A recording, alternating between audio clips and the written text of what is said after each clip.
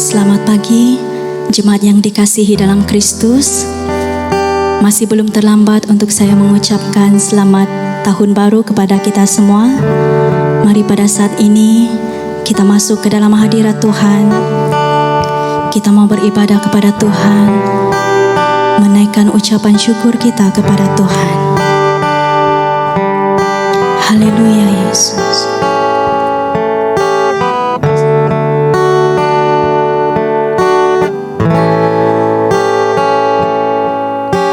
Saat ku masuk ke hadirat-Mu, ku tersungkur dan sembah-Mu.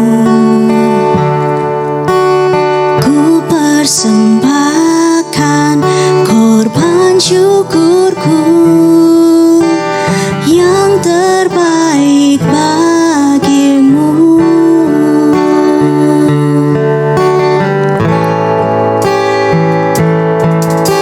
Saat ku masuk ke hadirat-Mu,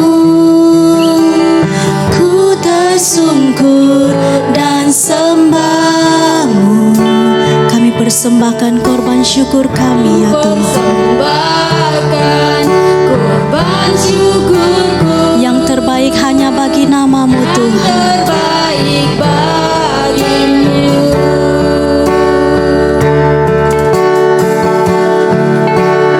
Ku bawa korban syukur ke tempat kudus-Mu Tuhan. Hatiku limpah dengan syukur, sebab Tuhan baik selamanya. Ku bawa korban syukur Ke tempat kudus-Mu kudus-Mu Tuhan. Hatiku limpah dengan syukur, sebab Tuhan baik. Oh, sebab Tuhan baik. Mari jemaat Tuhan kita berdiri bersama-sama. Saat ku masuk ke hadirat-Mu, ku tersungkur dan sembah-Mu. Ku persembahkan Akan korban syukurku yang terbaik bagi-Mu. Oh, ku bawa korban syukur ke tempat kudus-Mu Tuhan. Hatiku limpah dengan syukur, sebab Tuhan baik selamanya.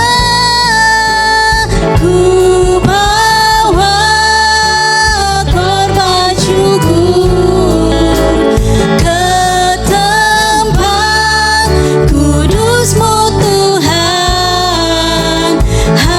Hatiku limpah dengan syukur, sebab Tuhan baik. Oh, sebab Tuhan baik. Oh, sebab Tuhan baik.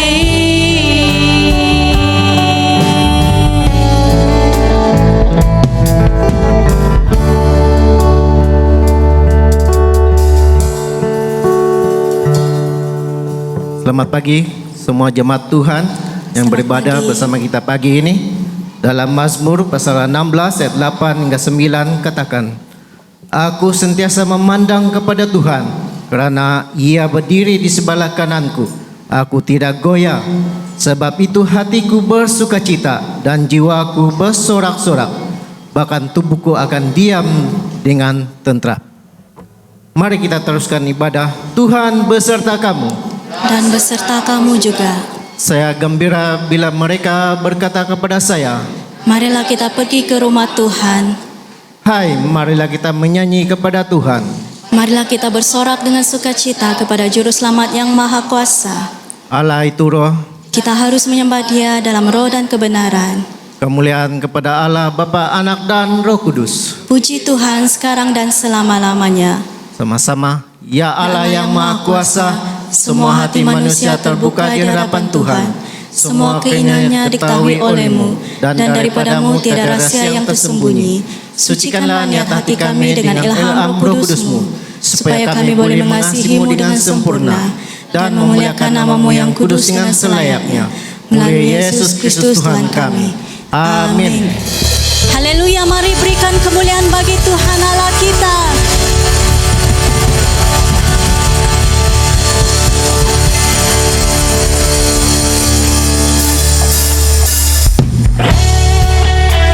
Mazmur 117 ayat 1 hingga 2 mengatakan, Pujilah Tuhan hai segala bangsa, megahkanlah Dia hai segala suku bangsa, sebab kasih-Nya hebat atas kita dan kesetiaan Tuhan untuk selama-lamanya. Haleluya.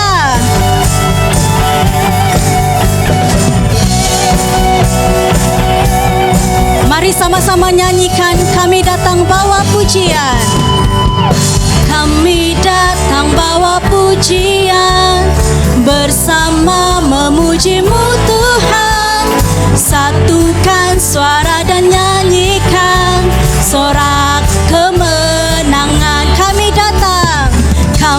datang bawa pujian, bersama memuji-Mu Tuhan. Satukan suara dan nyanyikan.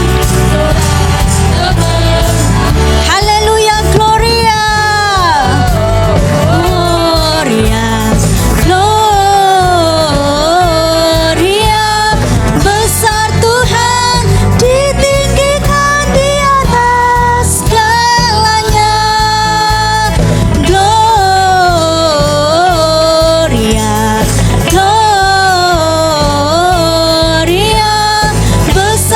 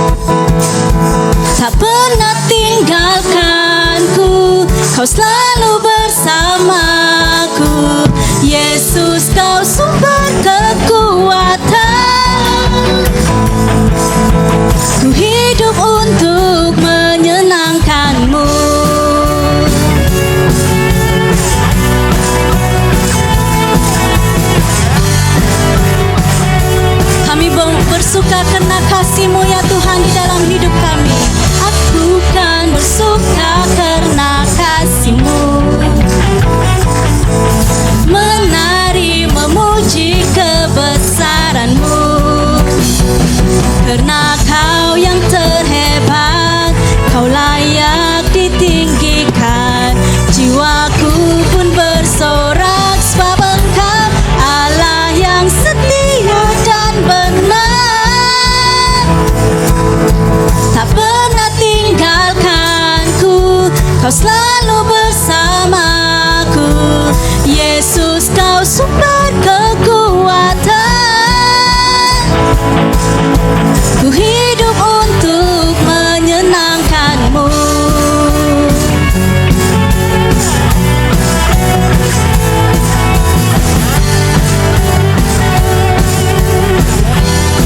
Sekali lagi katakan, aku kan bersuka karena kasih-Mu, menari memuji kebesaran-Mu, karena Kau yang terhebat, Kau layak ditinggikan. Jiwaku pun bersorak sebab Engkau Allah yang setia dan benar. Tak pernah tinggalkanku, Kau selalu bersamaku.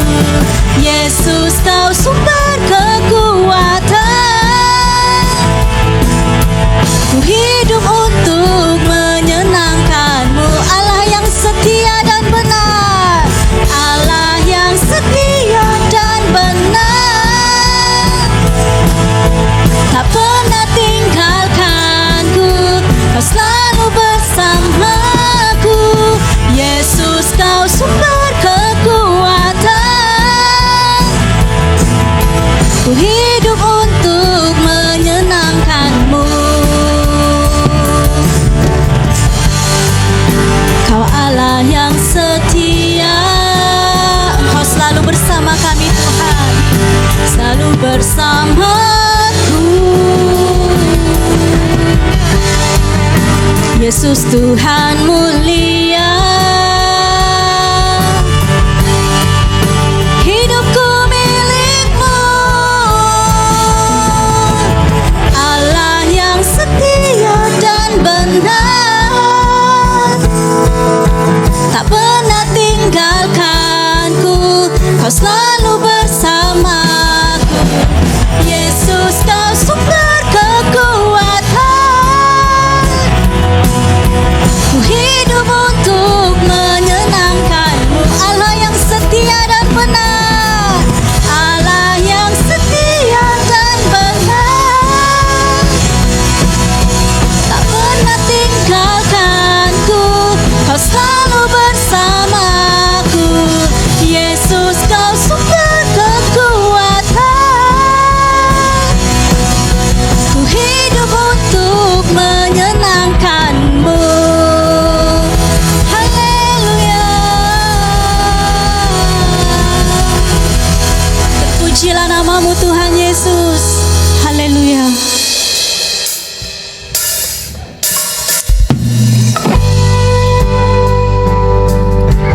Kami mau mengucap syukur ya Tuhan, di sepanjang hidup kami Engkau selalu ada bersama dengan kami.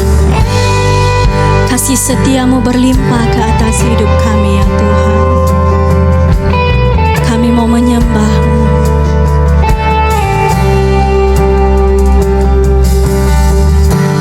Banyak yang Kau perbuat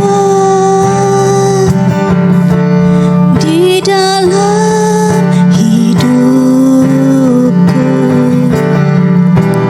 Rancangan indah-Mu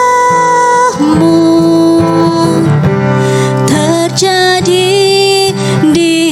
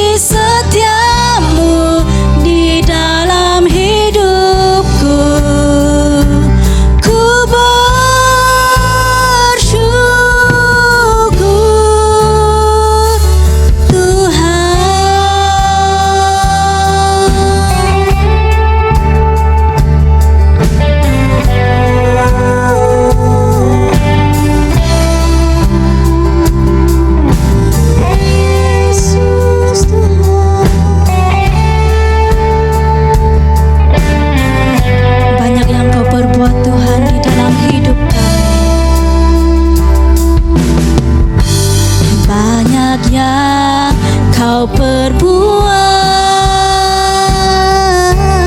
di dalam hidupku. Rancangan indahmu terjadi di hidupku. Bapa yang mengerti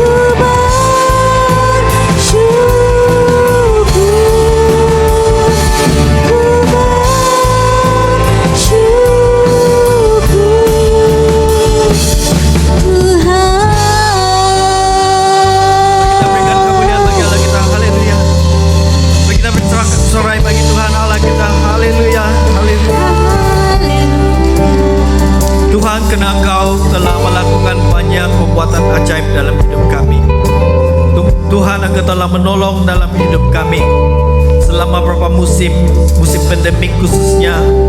Dalam beberapa tahun kami seakan-akan kehilangan pengharapan dalam hidup kami. Kami tahu Tuhan yang menolong dan menopang dalam hidup kami. Baik kami yang dalam kekurangan, baik kami yang dilanda masalah ekonomi, di mana kami tahu Tuhan ada di tengah-tengah kami.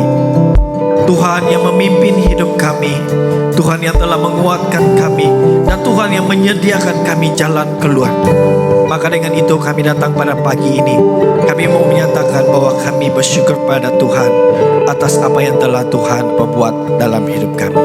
Terima kasih Tuhan, berkati ibadah kami. Terimalah puji-pujian kami, kiranya menyenangkan hati Tuhan. Dalam nama Yesus kami berdoa. Amin. Jemaat Tuhan dipersilakan duduk.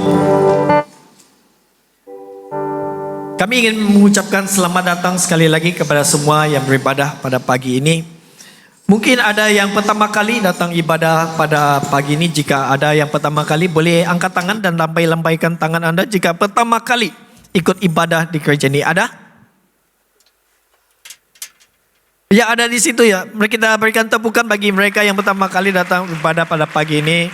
Dan juga selamat kembali kepada semua yang pergi bercuti, balik kampung, baik balik di Sabah, balik di Sarawak ataupun balik Indonesia. Selamat kembali dan berada bersama-sama kami di gereja ini. Jadi sebenarnya ada banyak pengumuman pada pagi ini. Cuma saya tidak mungkin akan jelaskan, tetapi kita lihat satu persatu supaya kita tidak terlepas.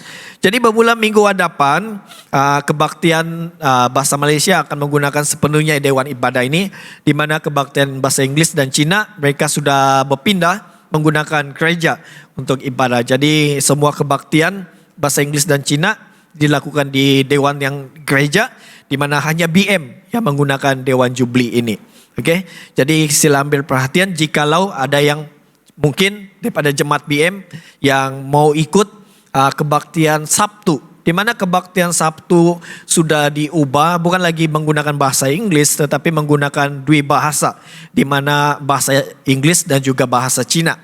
Jadi bagi Anda yang mungkin tidak dapat ikut kebaktian BM dan mau pergi ke kebaktian Sabtu, nah bolehlah ikut bahasa Inggris sambillah mana tahu paham bahasa Cina kan, ini ke sebagainya lah kan. Oke, jadi saya juga akan mula untuk dalam beberapa tahun ini mau exercise kembali. Sebenarnya saya sekolah Cina tahu. Saya sekolah di sekolah Cina, tetapi saya punya Cina sudah terbang pergi laut, tidak tahu pergi mana, belum kembali. Jadi saya juga mau melatih saya punya bahasa Cina kembali. Dengan izin Tuhan, mungkinlah. Oke, bolehlah. Mana tahu satu masa nanti kamu nampak saya akan khotbah dalam bahasa Cina. Amin. Anda kuat. Oke, anda palah syukurlah. Tidak perlulah khotbah di bahasa Cina. Oke. Seterusnya ini adalah pengumuman yang kedua untuk pernikahan kudus. Nikah kudus bagi Dian dan juga Talka. Jadi terus ingatkan mereka dalam doa. Di mana tidak lama lagi mereka akan dipersatukan di dalam Kristus. Jadi sila ambil perhatian jika ada.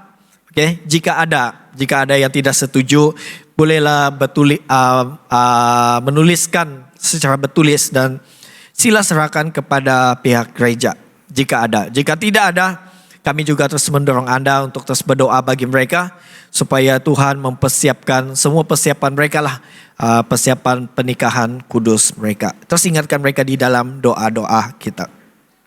Demikian juga pengumuman seterusnya bagi Anda yang masih bujang dan mau menikah, mau menikah, yang plan mau kawin, ada yang plan mau kawin tahun ini di BM?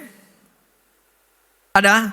Oh, malu mau angkat tangan. Saya tahu dalam kebaktian bahasa Malaysia ada 3 pasangan, setakat ini lah, ada 3 pasangan yang sudah menghubungi saya, 2 pasangan menghubungi saya bahwa mereka mau nikah kudus. Dan tunang sekali lah, pertunangan dan nikah kudus.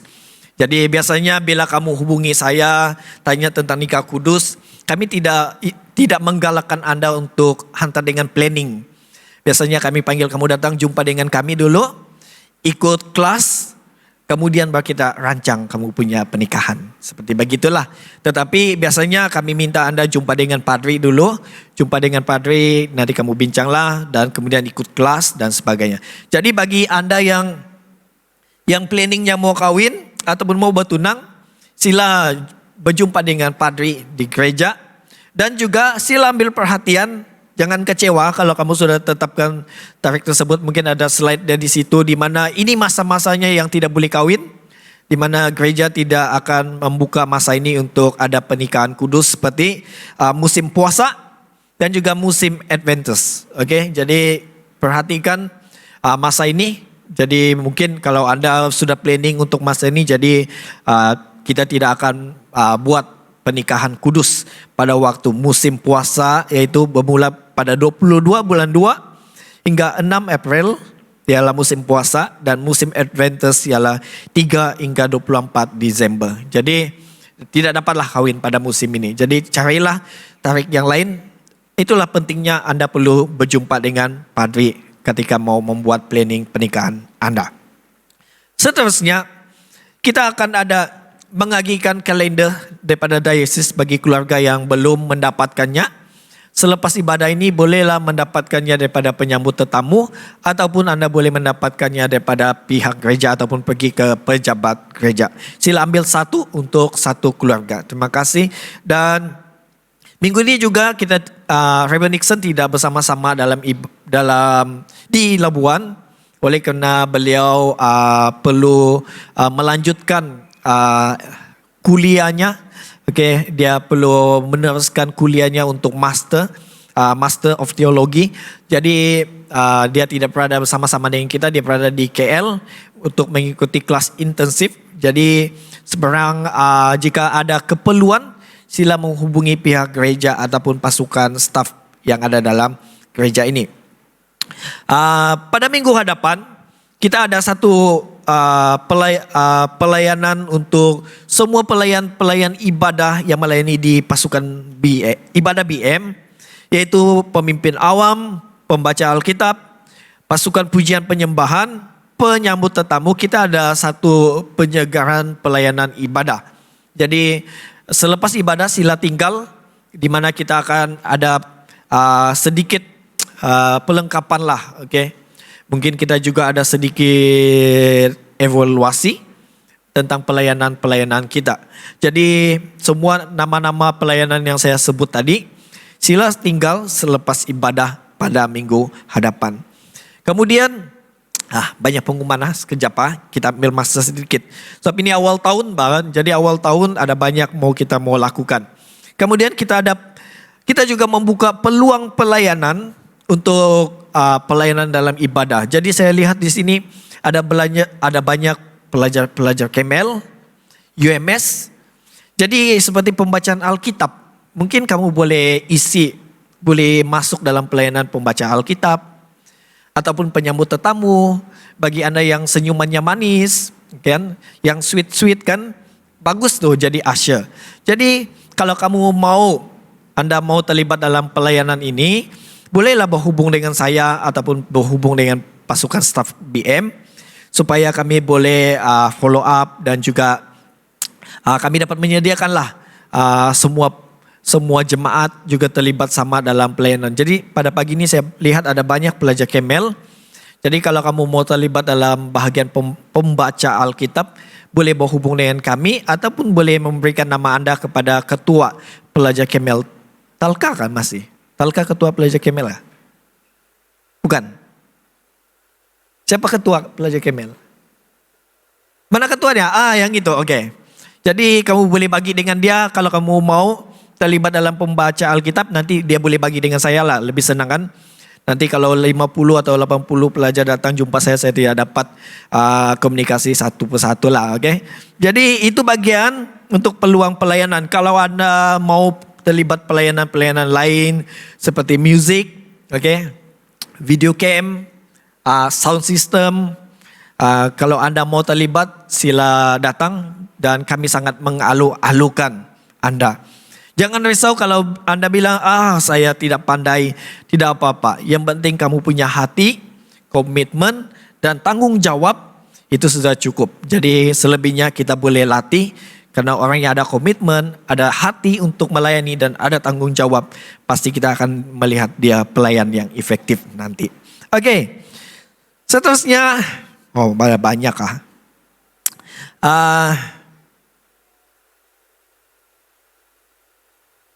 Macam habis sudah.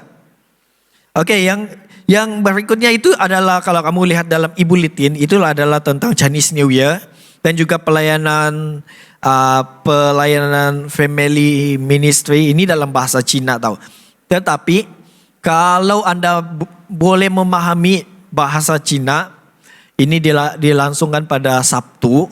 Jadi kalau Anda boleh faham bahasa Cina, silalah datang. Ini berkenaan dengan family ministry lah. Oke, jadi terbuka kepada semua jemaat, di mana pada malamnya ada satu evangelistik kebaktian penginjilan pada malamnya jam 7:30 malam. Jadi bagi Anda yang ingin datang dan juga mau dilayani, Anda boleh datang. Di mana malam kebaktian penginjilan itu dia dilangsungkan dalam bahasa Inggris dan bahasa Cina. Jadi bolehlah datang bersama-sama. Namun kalau Anda datang pada sebelah pagi, kalau lihat dalam jadwal ini jadwalnya dalam bahasa Cina dan Inggris. Jadi kalau Anda melihat dalam jadwal tersebut, semua bahan-bahan yang digunakan adalah dalam bahasa Cina sepenuhnya. Jadi tidak ada terjemahan dilakukan pada waktu ini. Oleh itu bagi sesiapa yang paham bahasa Cina jadi saya menggalakkanlah untuk datang bersama dan pergi pada waktu ini.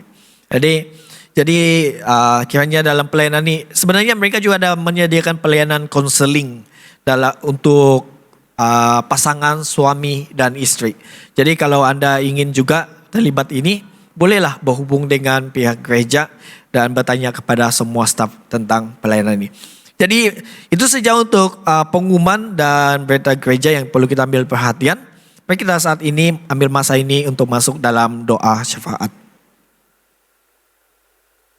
Kita masuk dalam doa syafaat.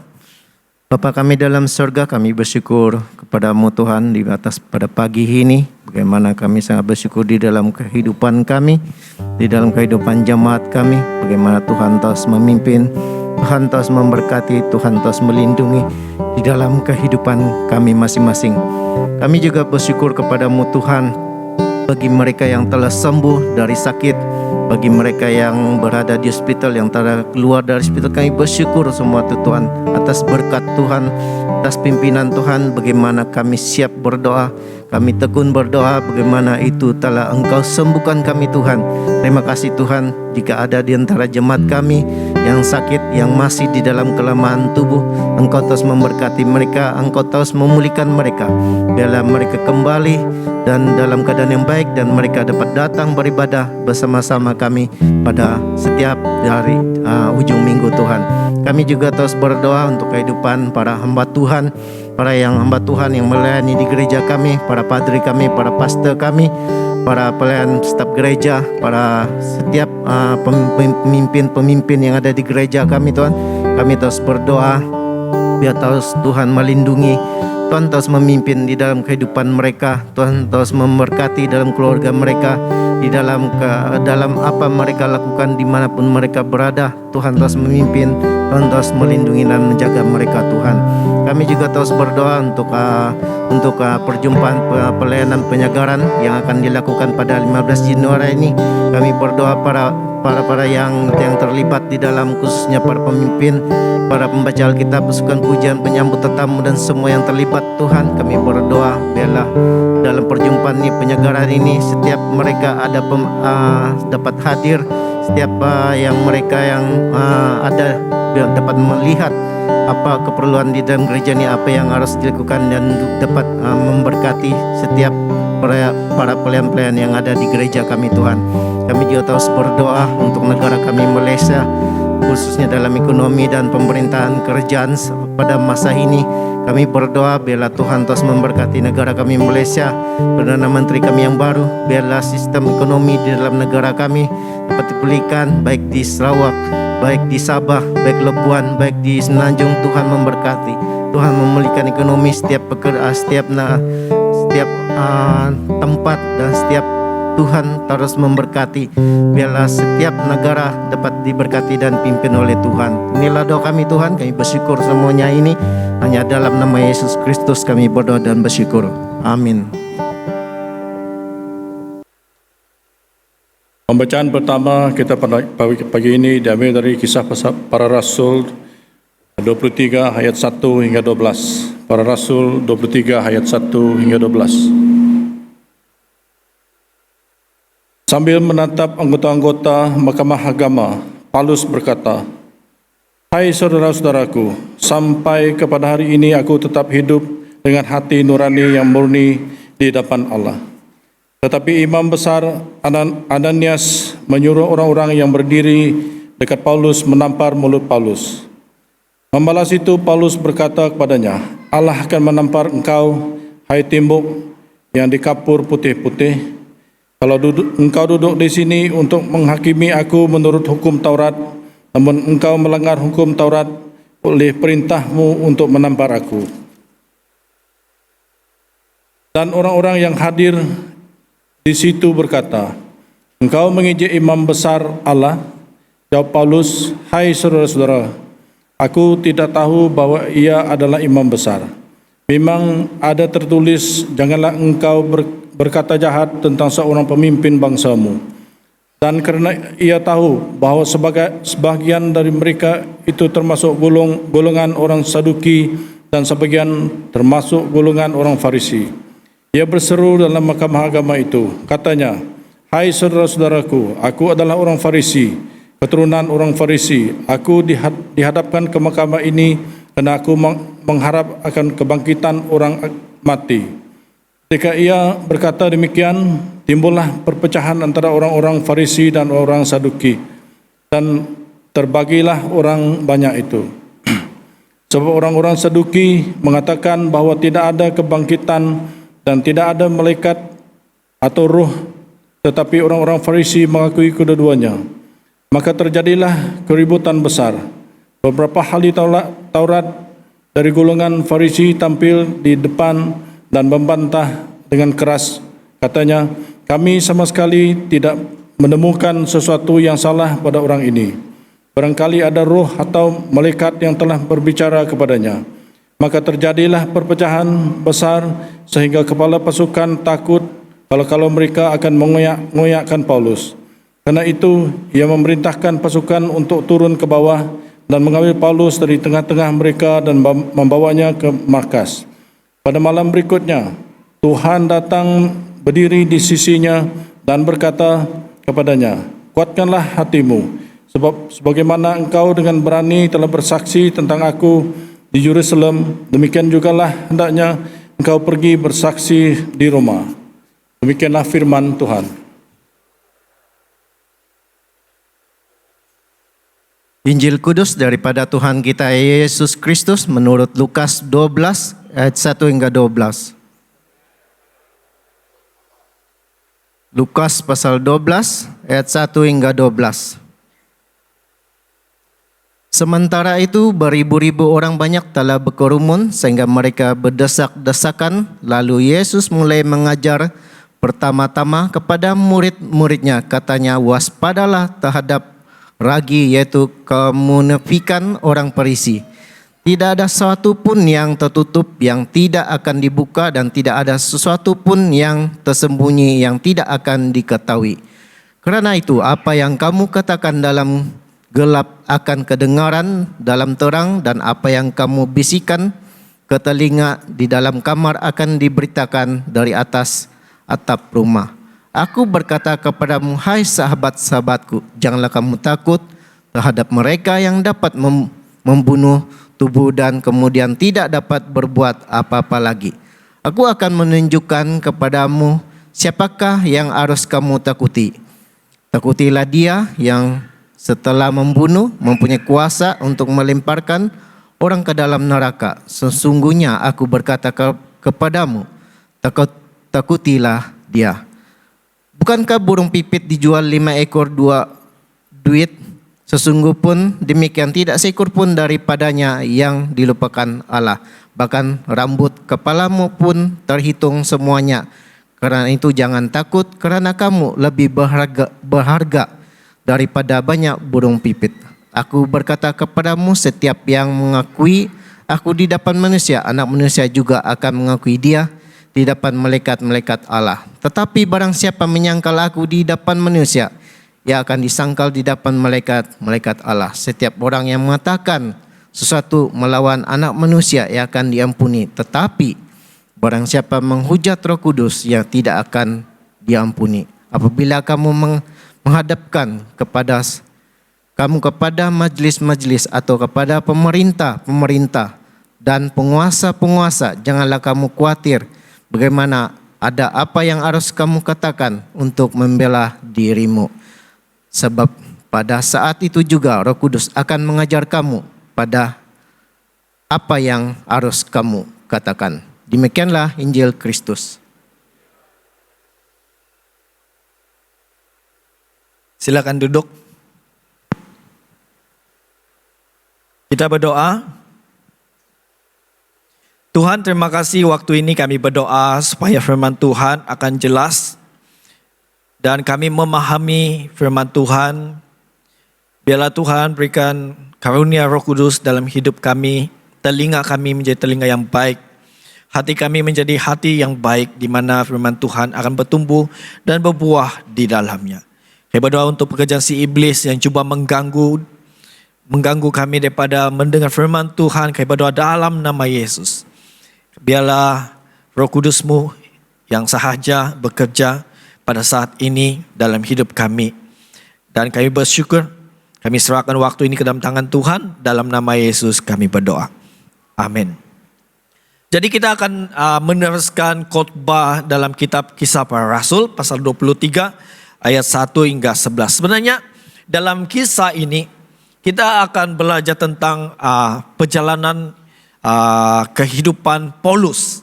Dalam cerita Kisah Para Rasul 23 tadi, kita menemui Paulus sedang berhadapan dengan satu masalah, di mana Paulus ini diperhadapkan di hadapan mahkamah agama.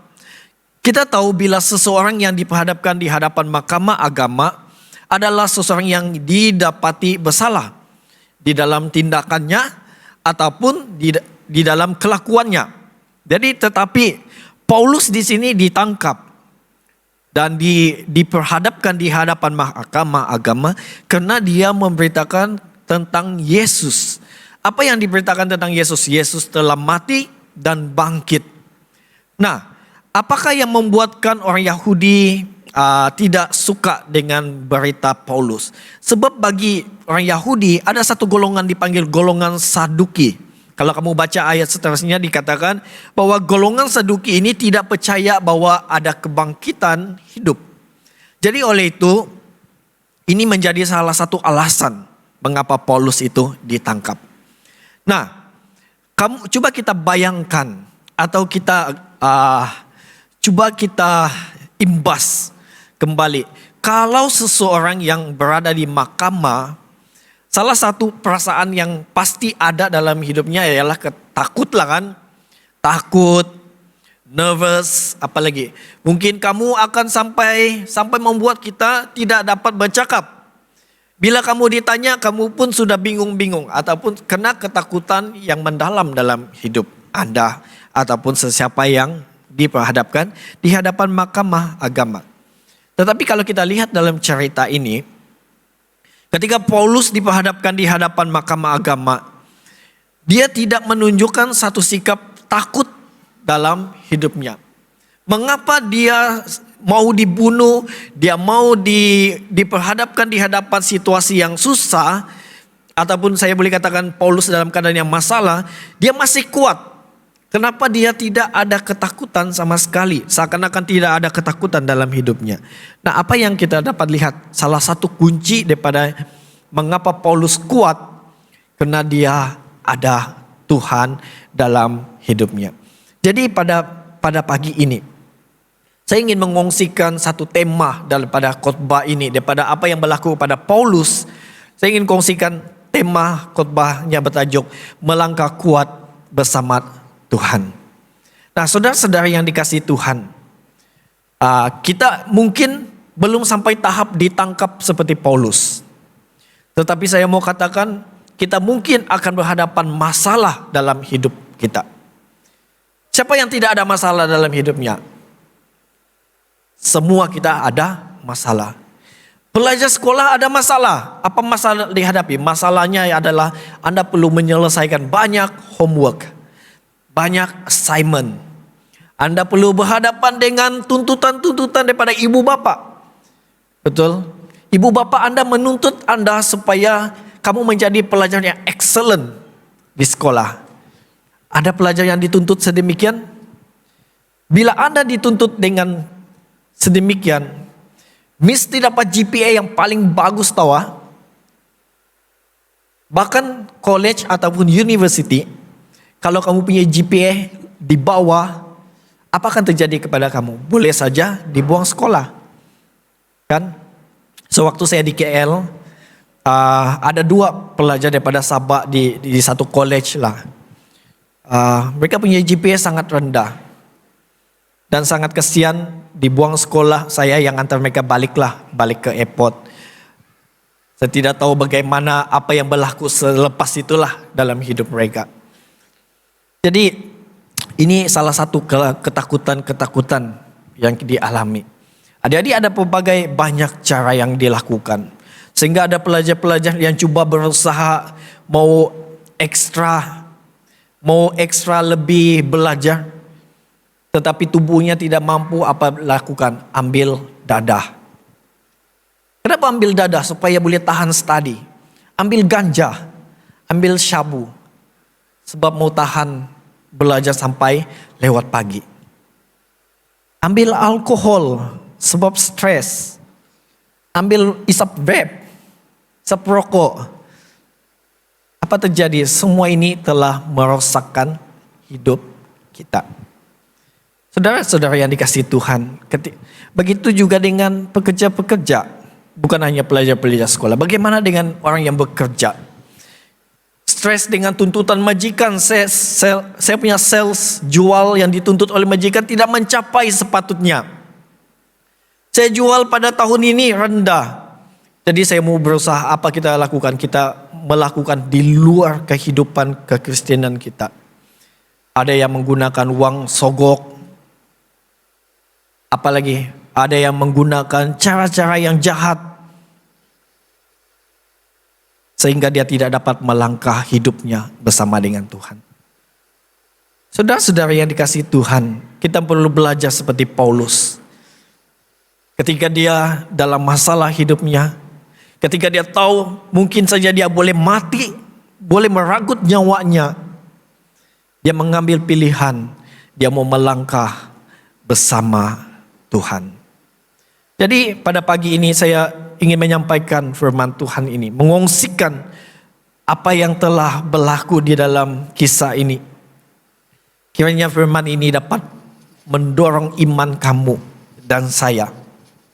Supaya ketika kita melangkah hidup kita, ketika kita melangkah di tahun 2023 ini, biarlah kita melangkah dengan kuat bersama Tuhan. Ada amin? Maukah Anda melangkah hidupmu bersama dengan Tuhan pada tahun 2023 ini? Jadi lupakanlah, mungkin selama tahun 2022 mungkin beza, mungkin tidak pernah lupakan. Tetapi mari kita maju pada tahun 2023 ini, melangkah bersama dengan Tuhan. Jadi apakah keyakinan? Mengapa kita yakin kalau kita melangkah bersama dengan Tuhan kita akan mungkin bukan juga cakap sukses lah. Mengapakah keyakinan yang kita ada ketika kita melangkah dengan Tuhan kita punya kekuatan? Yang pertama, keyakinan yang pertama karena Dia yang memimpin. Ketika kita melangkah kuat bersama dengan Tuhan, Tuhan yang memimpin hidupmu. Tuhan yang memimpin langkah Anda dan langkah saya. Nah, kalau kita melihat dalam cerita tadi, dalam kisah para rasul.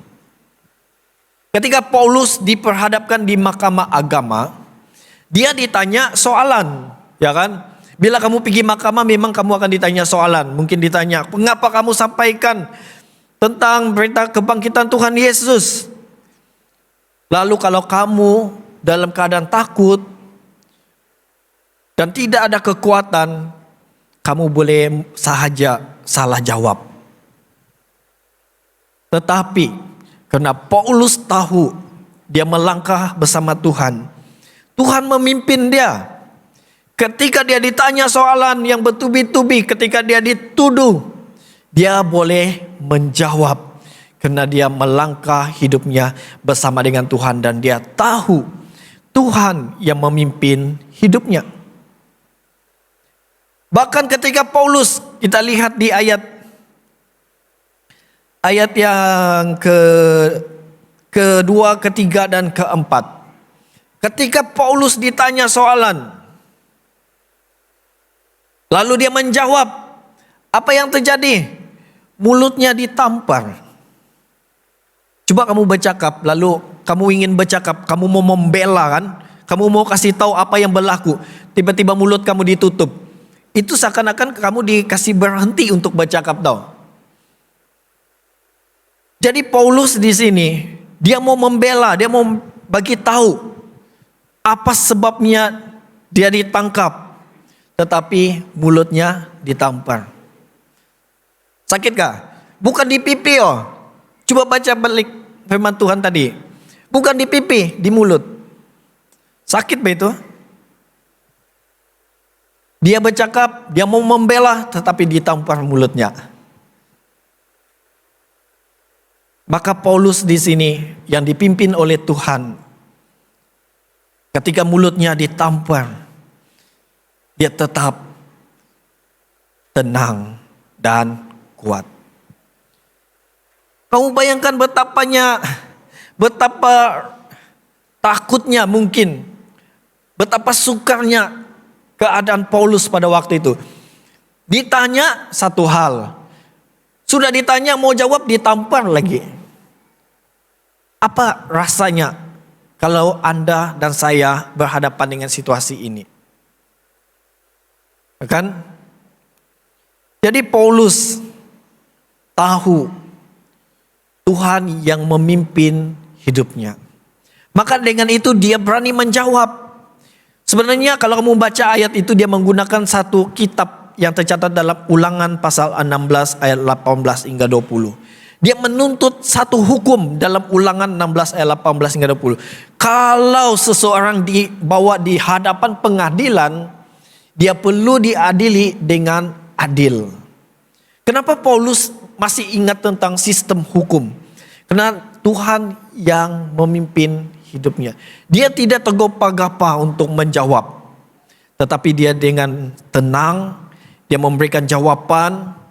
Dia berkata kepada mereka yang menampar tadi, Allah akan membalas kepadamu. Wah, bayangkan seorang Paulus yang di hadapan orang ramai, di hadapan mahkamah agama, dia masih tenang, dia masih kuat karena dia tahu Tuhan yang memimpin dia. Jadi saudara-saudari yang dikasihi Tuhan, dalam pembacaan Lukas pasal 12 ayat 12 tadi mengatakan, sebab pada saat itu juga Roh Kudus akan mengajar kamu apa yang harus kamu katakan. Dan saya percaya ketika Paulus di hadapan mahkamah agama ini, Roh Kudus juga mengajar dia. Roh Kudus juga yang mengawal lidahnya. Roh Kudus juga yang memberikan dia hikmat untuk berkata-kata. Jadi ada banyak daripada kita selalunya seringnya berhadapan dengan masalah untuk bercakap. Seperti saya lah. Saya punya masalah untuk bercakap di hadapan orang ramai. Tetapi saya dapat melangkah kuat bersama dengan Tuhan karena saya tahu Tuhan memimpin saya. Dan Tuhan juga mengajar saya bagaimana untuk bercakap dengan orang ramai. Jadi ini kita melihat Paulus tahu bahwa Roh Kudus mengajar dia. Roh Kudus yang memimpin dia. Maka dengan itu dia punya kekuatan untuk menghadapi tekanan yang dia hadapi pada waktu ini. Jadi Tuhan memimpin, kita lihat di sini. Tuhan memimpin dengan memberikan hikmat kepada Paulus supaya dia ada pengetahuan hikmat bagaimana untuk menjawab kalau dia ditanya. Tuhan juga memberikan perkataan kepada Paulus sehingga dia dapat menggunakan perkataan yang baik ketika dia dipertanyakan. Bayangkan kalau kita kembali lagi ke situasi Paulus. Kalau kita sudah bercakap kan mau membela, lepas itu ditampar mulut kita, apakah perkataan yang keluar selepas kamu ditampar? Kalau rasa-rasanya lah, sekarang ni kamu imagine, kamu sekarang ni Paulus. Kamu bercakap, saya sebenarnya tadi saya mau, contoh lah kan kamu kena tanya. Kamu bercakap-cakap tiba-tiba kena tampar mulut kamu kan, kamu baca, apa perkataan yang akan keluar selepas kamu ditampar? Ada yang keluar kata biawak? Apalagi itu? Sorry lah, live kan nih? Mungkin ada yang cakap, ada yang nama-nama binatang tu lah, yang jing, bab, kan live kan, nanti bahaya pula, okay. Taulah kan kamu, mon, taulah kan apa sambungannya, okay. Mungkin itu akan keluar, mungkin. Bayangkan ya, kalau firman Tuhan kata, mungkin contoh sajalah, tiba-tiba dalam Kisah Para Rasul dia bilang, itu pengawal menampar mulut Paulus tersanat. Paulus kemudian berkata, kurang ajar punya. Kalaulah kan. Tetapi tidak ada. Ini menunjukkan bahwa Allah yang memimpin dalam hidup Paulus. Allah juga memimpin perkataan Paulus. Jadi saudara-saudara yang dikasihi Tuhan, kalau Tuhan memimpin kita, Tuhan juga akan memimpin setiap perkataan yang keluar dari mulut kita. Tuhan juga akan memimpin tingkah laku kita. Kalau Paulus seorang yang percaya hukum, dalam hukum Yahudi ada mengajarkan, kalau mata kamu ditumbuk, maka kamu akan balas dengan tumbuk matanya balik. Itu ajaran hukum Yahudi. Kalau pipimu ditampar sebelah, dalam ajaran Yahudi, kamu akan balas balik sebelah. Paulus ini orang Yahudi. Kalau mulut kamu ditampar, kalau Paulus tidak dipimpin oleh Tuhan, apa akan dia buat? Tampar balik. Tetapi Paulus sudah mengalami Tuhan. Dia tidak membalas dengan perkataan, dia tidak menampar balik. Dia menjaga kesaksian hidupnya. Jadi ketika kita menghadapi situasi, masalah, cobaan dalam hidup kita, ingatlah bahwa Tuhan memimpin hidupmu.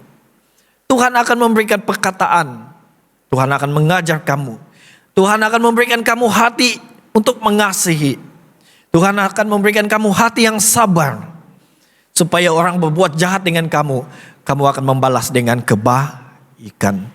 Ada satu hamba Tuhan, ini main-main sajalah. Ada satu hamba Tuhan saya lihat di YouTube. Dia bilang, kalau orang lempar kamu dengan batu, kita balas dia lempar dengan pisang. Sebab pisang tidak sakit. Sama saja itu. Sama saja bohongnya. Itu artinya membalas juga kan. Saya mau katakan dari ini, kalau seseorang melempar Anda dengan batu, balas dia dengan doa. Tuhan memberkati Anda. Amin. Jadi inilah orang yang dipimpin oleh Tuhan. Jangan jadi seperti yang saya sebut tadi. Orang lempar Anda dengan batu, terus kamu cepat-cepat cari pisang. Pisang lembut bah. Mari kita membina satu hidup yang dekat dengan Tuhan.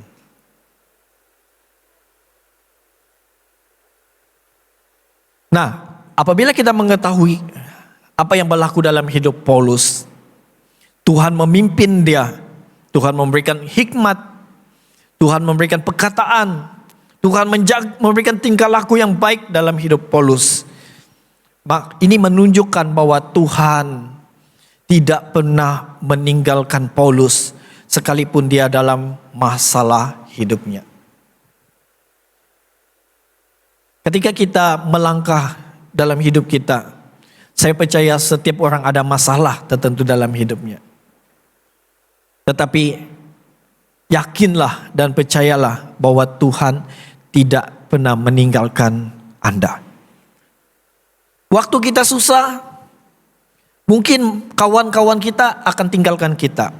Pernah kan nasi tinggal kawan? Poket kamu loaded, banyak duit. Saya tidak ada dompet pula, kesian kan. Mungkin kamu punya dompet tebal, banyak duit, ada banyak kawan datang. Halo. Awal bulan lah kan. Awal bulan, banyak kawan selalu message. Kau di mana? Jom lepak. Bila di tengah bulan, lonely sejak kamu. Tiada yang mau message kamu. Sebab musim apa itu? Kamu tahulah musim apa tuh kan, di tengah bulan. Biasanya tahu tuh. Di tengah bulan di rumah. Tidak pergi mana-mana. Tidak. Saya mau ada masa dengan keluarga di rumah. Tengah bulan. Tapi di awal bulan, atau hujung bulan lah kan. Nah, kita kembali kepada apa yang berlaku di sini. Ketika kita dalam masalah, manusia boleh meninggalkan kita. Kawan-kawan meninggalkan kita. Tetapi ketika kita dalam masalah, Tuhan semakin dekat dengan kita. Semakin kita ada masalah, semakin Tuhan akan mendekati hidup kita dan membantu kita. Itulah keyakinan bahwa Tuhan itu memimpin hidup kita. Saya mau berikan satu kesaksian. Saya pernah mengalami satu orang bilang pengalaman lah dalam pelayanan, di mana saya merasakan pelayanan saya ditolak. Saya pribadi, saya rasa saya punya pelayanan ditolak. Kenapa saya merasakan begitu? Saya merasakan saya tidak ada karunia untuk melayani. Dan saya mengambil keputusan untuk mau resign daripada melayani sepenuh masa. Belum saya kasih tahu saya punya padri lah waktu itu. Sebab saya rasa saya tidak ada karunia, buat apa saya terus melayani? Bagus saya pergi kerja tempat di luar sana. Tetapi sewaktu saya mau resign, saya jumpa dengan saya punya orang bilang pastor lah. Saya punya pastor yang mau mimpin saya. Saya katakan kepada dia, saya kongsikan kepada dia, saya tidak ada karunia untuk melayani. Kenapa? Dia bilang, sebab saya punya pelayanan ditolak. Lalu hamba Tuhan ini menggunakan satu kalimat daripada firman Tuhan. Dia katakan, ada Alkitab mengatakan, jika pelayanan kamu ditolak, jangan kecewa dan jangan tertekan. Sebab dia bukan tolak kamu, tetapi dia menolak Tuhan. Ketika mendengar kata-kata ini daripada hamba Tuhan itu, saya tidak jadi resign. Sebab saya tahu walaupun pelayanan saya ditolak waktu itu, mereka bukan menolak saya, tetapi mereka telah menolak Tuhan. Itulah sebabnya saya masih ada pada hari ini. Kalau tidak, kamu tidak akan nampak saya lagi. Dan saya pun tidak akan masuk sekolah teologi dan melayani seterusnya. Mungkin saya sudah tombak sawit di kampung sana kali kah, potong getah kah, ataupun angkat-angkat minuman kah di kedai, saya tidak tahulah. Tapi karena perkataan daripada seorang hamba Tuhan itu mengingatkan saya kembali. Kalau seseorang telah menolak Anda, pelayanan kamu, dia telah menolak pelayanan Tuhan. Jadi kenapa saya kongsikan ini? Dan saya mengerti selepas itu bahwa ketika Paulus yang dipimpin Tuhan, sekalipun dalam masalah ketika dia tertekan, Tuhan masih memberikan dia jalan keluar. Dan saya juga tahu ketika saya ditolak pada waktu itu, Tuhan pasti akan memimpin saya juga untuk ada jalan keluar dan terus maju, melangkah kuat di dalam pelayanan seterusnya. Dan kamu tahu apa terjadi selepas itu? Selepas kejadian itu saya belajar satu hal. Bagaimana untuk terus setia melayani. Dan akhirnya Tuhan mempercayakan saya pelayanan itu. Dan kalau kamu lihat hari ini saya berdiri di sini, saya bawa mula daripada seorang anak muda yang ditolak pelayanannya dulu. Tetapi karena Tuhan yang memimpin, maka saya dapat hari ini melayani. Semua itu kena anugerah Tuhan. Jadi jemaat yang dikasihi Tuhan, dalam hidup kamu, dalam kerjaya kamu, kalau kamu rasa kamu pernah fail, kamu pernah rasa kamu tiada a gift, kamu tiada karunia sama sekali, kamu rasa, buat apa aku terus di sini, sia-sia, buang masa saja. Ingatlah suatu masa nanti Tuhan akan memakai kamu dengan luar biasa lagi dalam hidup kamu. Jadi ingatlah karena Tuhan yang memimpin hidup kamu. Jadi melangkahlah kuat bersama Tuhan karena Dia yang memimpin hidup kita. Kedua, kita melangkah kuat bersama Tuhan, karena Dia yang menyediakan. Ketika Paulus mau, kalau kita meneruskan kisahnya di ayat 16 terus dan seterusnya, mereka merancang mau membunuh Paulus. Setelah dia diperhadapkan di mahkamah agama, mereka membuat satu planning mau bunuh dia. Tetapi Tuhan menyediakan saudaranya Paulus untuk membantu dia supaya dia terlepas daripada rancangan pembunuhan itu. Di ayat 18 dan 19 Tuhan juga menyediakan melalui kepala tentara, pasukan tentara untuk membantu Paulus supaya dia terlepas daripada rancangan pembunuhan itu. Saya mau katakan di sini bahwa ketika Tuhan memimpin langkah hidup kita, Tuhan akan menyediakan orang lain, ataupun Tuhan akan menyediakan dengan cara yang tidak kita terduga untuk menolong kita. Maka dengan itu, jika kita ada masalah, mari kita berdoa kepada Tuhan. Jika kita ada masalah dalam hidup, kesukaran dalam hidup, berdoalah kepada Tuhan, maka Tuhan pasti akan memberikan pertolongan kepada Anda. Tetapi jangan ada satu sikap yang menuntut ataupun mengatur Tuhan. Oke?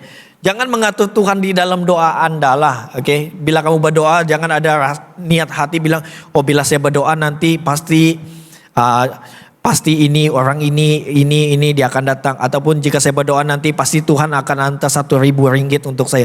Jangan expect sesuatu melalui apa yang kamu pikirkan. Bila berdoa, percayalah Tuhan, karena Tuhan akan bekerja dengan cara Tuhan. Oke. Jadi Tuhan boleh pakai sesiapa saja.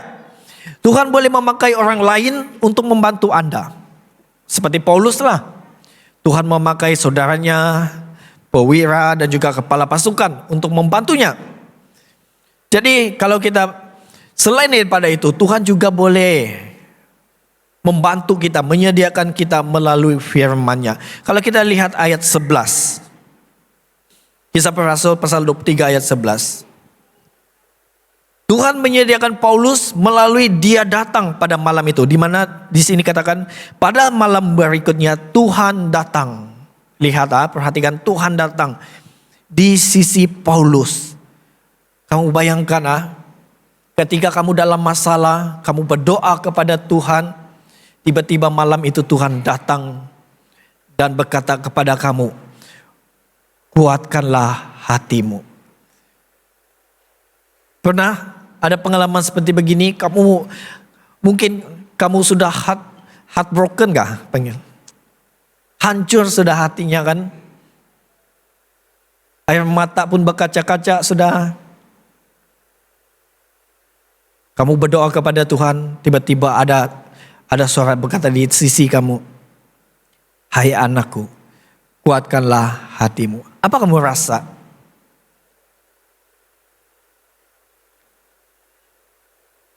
Boleh bayangkankah apa perasaan Paulus ketika dia dengar Tuhan berkata di sisinya, ayat ini katakan, Tuhan sendiri berkata kepada dia, Tuhan berfirman kepada dia, kuatkanlah hatimu. Tuhan menyediakan pertolongan melalui memberikan dorongan melalui kata-katanya. Sama seperti saya tadilah saya katakan, Tuhan menyediakan seorang pribadi yang dipakai Tuhan untuk menggunakan firman Tuhan, mendorong saya supaya saya terus melangkah kuat bersama Tuhan. Sebenarnya pada waktu itu saya betul-betul, orang bilang down lah. Saya rasa betul-betul down. Saya rasa betul-betul tidak sanggup lagi mau melayani dan tidak mau melayani. Karena saya anggap orang gereja itu adalah orang yang kudus. Saya anggap gereja itu adalah tempat yang kudus. Tetapi bila saya berada di tempat yang kudus, saya tidak diterima. Jadi lalu saya merasa, buat apa saya terus melayani di sini? Bagus saya pergi luar sana. Tetapi ketika Tuhan menyampaikan firman-Nya, saya kembali kuat dan melayani. Jadi Tuhan menyediakan melalui pribadinya, melalui firman-Nya, atau melalui ciptaannya, di mana ada orang-orang lain yang datang untuk membantunya. Yang ketiga, Tuhan juga melindungi Paulus. Jadi ketika kita melangkah kuat bersama dengan Tuhan, Tuhan juga akan melindungi kita. Di mana dalam kisah ini kita melihat di mana Tuhan melindungi Paulus yang mau dibunuh dengan orang lain. Melalui orang lain yang melindunginya. Di mana di sana kita melihat ada 470 pasukan yang terlatih yang menjaga Paulus.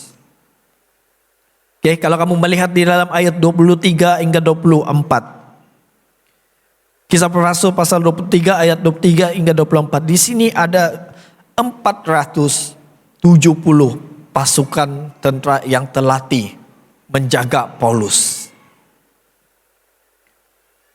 Ini menunjukkan bahwa Tuhan itu mengukuhkan janjinya.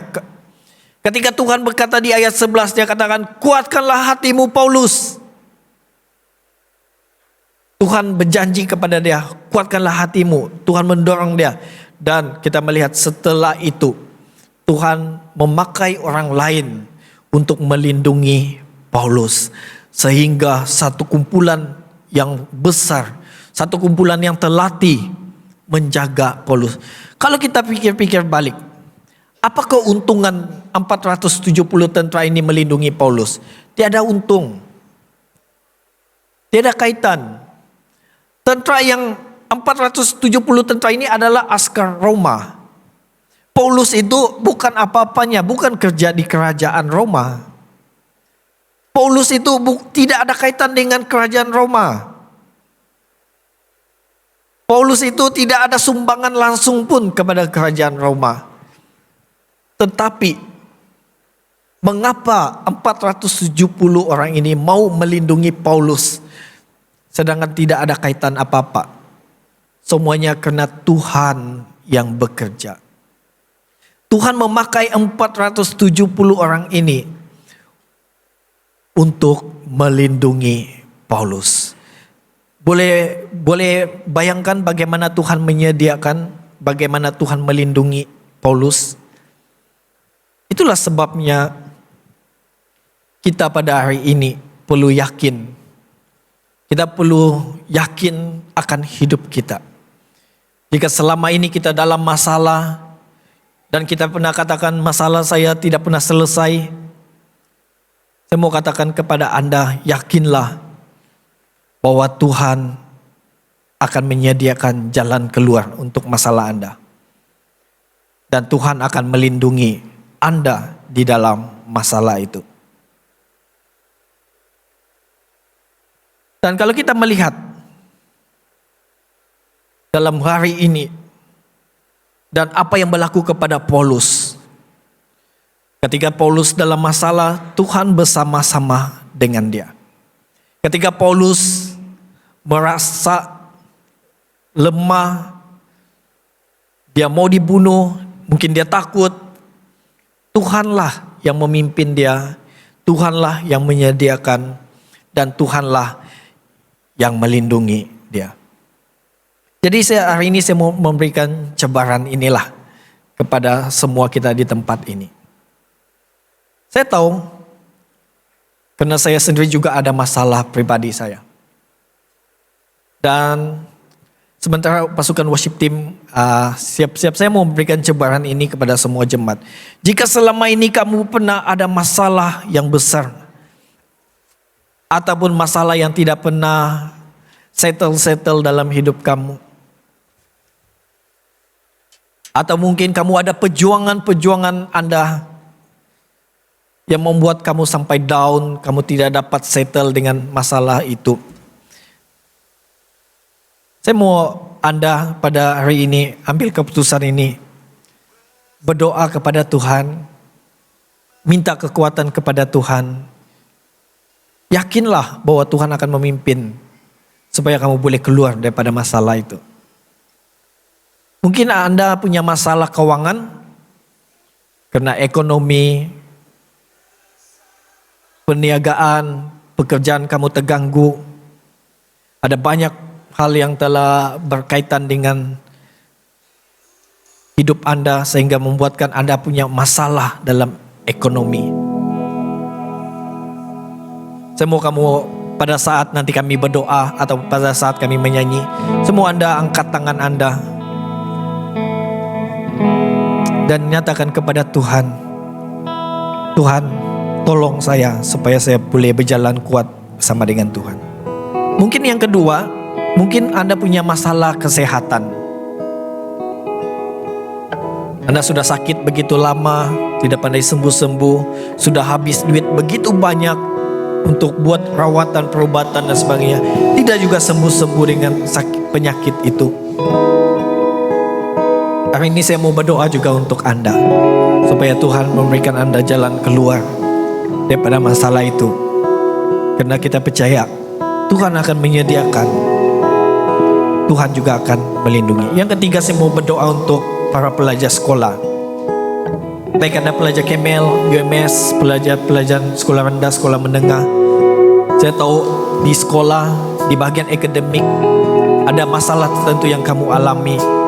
Ada banyak masalah-masalah yang kamu hadapi ketika belajar. Saya mau berdoa supaya kamu akan terus hidup berjalan bersama dengan Tuhan.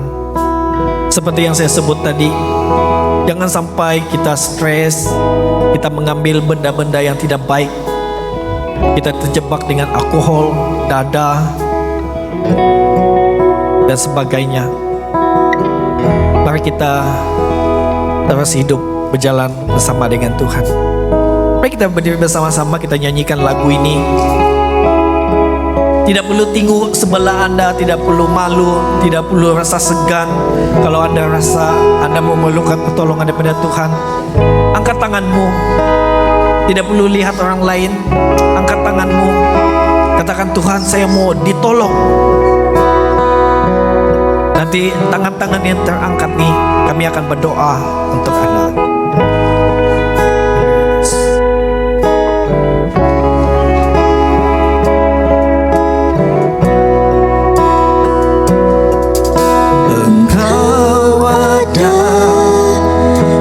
Bersamaku di setiap musim hidupku, tak pernah kau biarkan ku sendiri.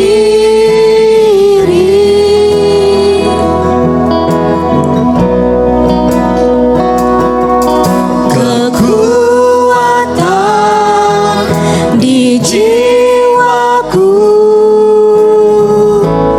adalah bersamamu, tak pernah ku ragukan kasih-Mu. Katakan, bersamamu Bapa. Bersamamu Bapa, ku lewati semua, berkenan-Mu ya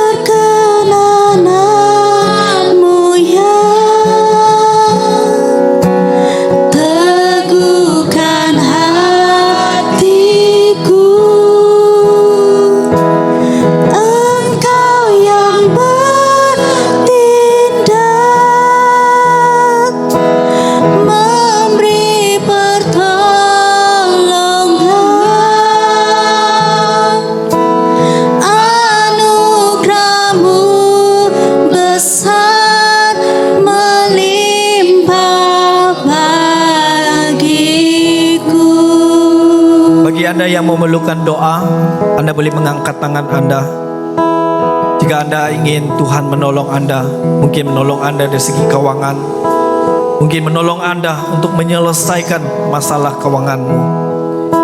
Mungkin Anda memerlukan Tuhan menolong Anda supaya Tuhan memberikan kesehatan yang Anda inginkan kembali. Mungkin Anda ingin menolong Anda dari segi akademik pelajaran Anda. Anda boleh mengangkat tangan. Mungkin Anda ada masalah-masalah yang tertentu yang sudah kamu hadapi bertahun-tahun. Angkat tanganmu. Mintalah pertolongan daripada Tuhan, karena Tuhan akan bertindak memberikan pertolongan. Sementara pasukan PNP akan menyanyikan lagu ini daripada korasnya, saya akan berdoa untuk Anda. Bersamamu Bapa, ya Tuhan, kami berdoa supaya jemaat-Mu, tangan-tangan yang terangkat saat ini, biarlah kiranya Tuhan memberikan pertolongan dalam hidup mereka. Mungkin mereka mengangkat tangan karena masalah yang telah mereka alami bertahun-tahun lamanya. Mungkin itu masalah daripada segi ekonomi, masalah kesehatan. Mungkin mereka berhadapan dengan pergumulan hidup mereka, berhadapan dengan tuntutan-tuntutan yang tertentu dalam hidup mereka. Biarlah hari ini Tuhan kami mau berdoa supaya Allah akan bersama dengan mereka, supaya Tuhan akan menolong dalam hidup mereka. Tuhan yang bertindak akan memberikan pertolongan dalam hidup mereka. Biarlah Tuhan yang bertindak dalam hidup mereka pada saat ini. Ya Tuhan, kami berdoa melalui kuasa Roh Kudus-Mu Tuhan. Biarlah semua jemaat-Mu dan bahkan tangan-tangan yang terangkat ini akan dapat berjalan kuat bersama dengan Tuhan. Bagi yang memerlukan pemulihan dari segi kesehatan, ya Tuhan, berikan mereka kesehatan yang baik dalam hidup mereka.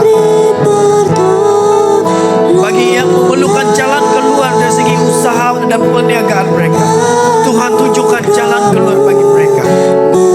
Bagi yang memohon berkat perlindungan daripada Tuhan, Tuhan lindungi mereka.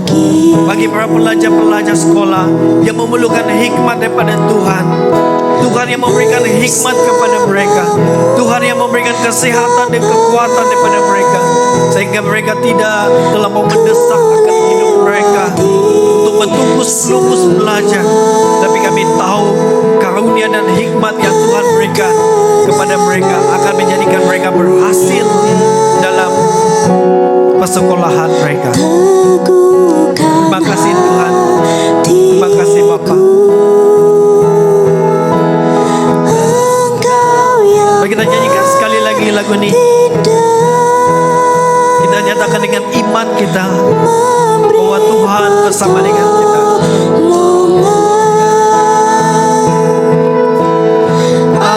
Anugerah-Mu besar melimpah bagiku.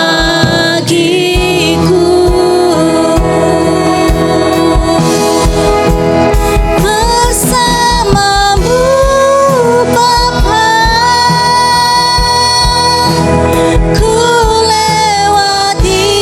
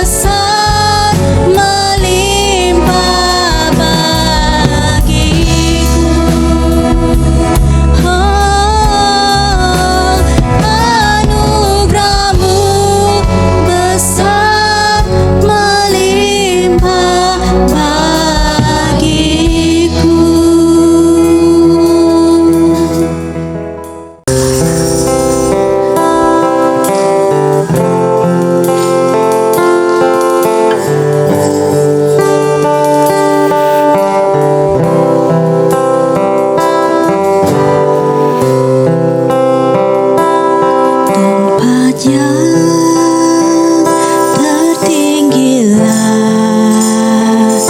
nap hatiku merindulah waktu berjalan